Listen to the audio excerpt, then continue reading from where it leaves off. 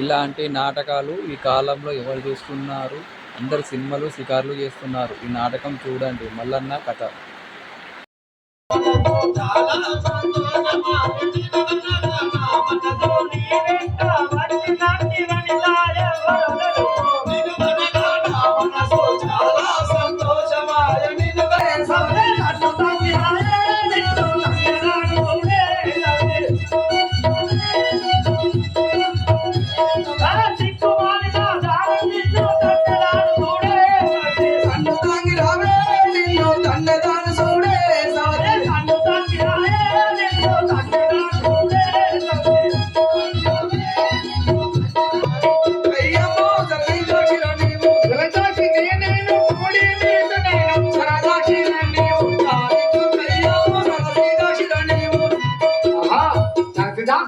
ఇట్లా ఈ విధంగా మీరు కొట్లాడకూడదు కదా.